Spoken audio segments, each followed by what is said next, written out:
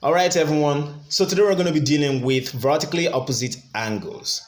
And of course, the theory is vertically opposite angles are equal. So I'm going to be showing you how to identify angles that are vertically opposite to each other. So just pay attention. Let's get started. Okay. So now let's say we have an example here. So for this example, we have two lines intersecting, and this is going to be very basic, very easy to understand. Okay, the very first one is going to be very intuitive. Okay, so now we have a vertical line going down. Okay, a vertical line, and then we have a horizontal line. Okay, horizontal line. Okay, horizontal line. Now we have two lines intersecting at this point. We have an origin over there. So two lines intersecting.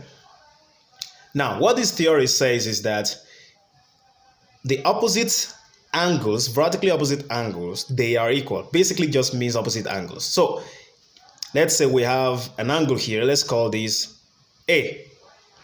Let's call this B.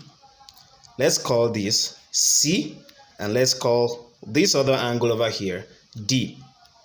Now, four different angles. Now, based on this theory, it means D is equal to B. How is that? There's a very easy way for you to do that. Look at D over here. This is the angle for D. You can easily just trace that angle down and you see the angle that is directly opposite to it.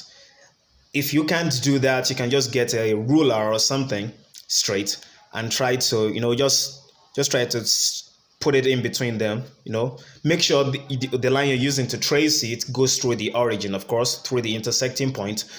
So it goes through here and then through the intersecting point, and the angle right in front of it is going to be the angle that is vertically opposite to it. Okay, so we go this way, blah blah blah blah blah blah. So B and D are vertically opposite to each other. So definitely whatever the angle here is, the angle here is going to be equal to that same value. So that's what it means. Okay, so it means D equals to what? B.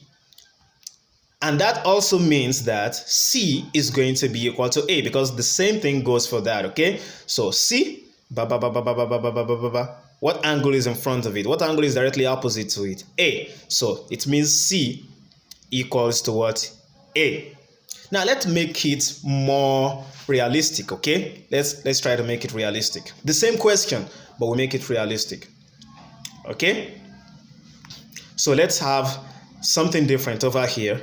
So the same thing, exactly the same thing. We're just not going to be putting only alphabet there, not just letters. We're going to put actual values. So over here we have a right angle here, which of course I told you right angle means 90 degrees. Okay, so we have 90 degrees over here, no problem. And then here we have A. Okay, no problem. And over here we have okay, in this place we have 90 degrees written out explicitly over here, and in this place we have what? B. So based on this, right angle and A, vertically opposite angles are equal. Of course, you can just put it here. So vertically opposite angles.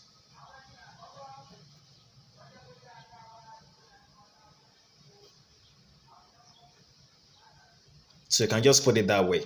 Okay, you can do the same thing here.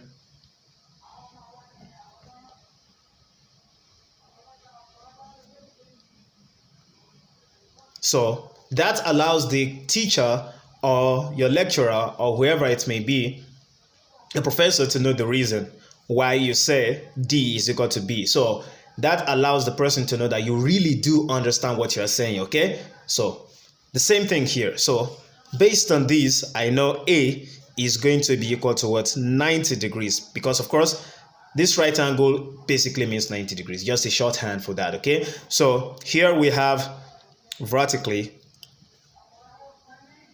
opposite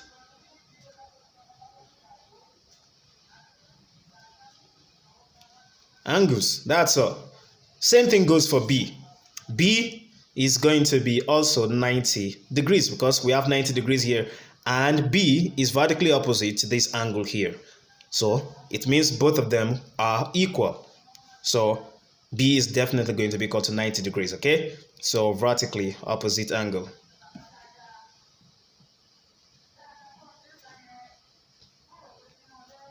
So that's great, okay? Now let's move to the next one. Let's have an example, a second example, okay? Okay, let's have example 2. This is going to be a little bit tougher, but still pretty easy, okay? Example 2. All right.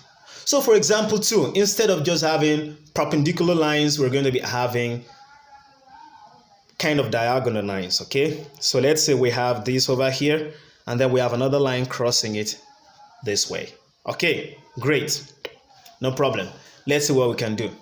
And here, you are given that this angle over here is 80 degrees. And then this is given to be Q. Okay, no problem. And then you are also given, you're also given, so, okay, and then the other angle given to you is over here. You have this, and what is that? They tell you this angle is 100 degrees, okay? And then this is V. Okay, so you are told find V and Q. That's the question. Okay, let's try to find V and Q. What do we do? Okay, let's use the same principle we used to solve the first question, okay? Let's try to find V. Okay, V, let's try to, put a line through it, through the origin. What angle is in front of it? 100 degrees, which means definitely V equals to what? 100 degrees. What do? You put the reason in front of it so everyone can know you know how you got the answer. It's not just something that you came up with without any reason, okay? So, vertically opposite angles. And same thing goes for Q. It's going to be 80 degrees, vertically opposite angles. And that's all. Vertically opposite angles. Okay, so that's how you're going to do it. See you guys in the next video. Make sure you subscribe and like the video. Share with your friends. Bye.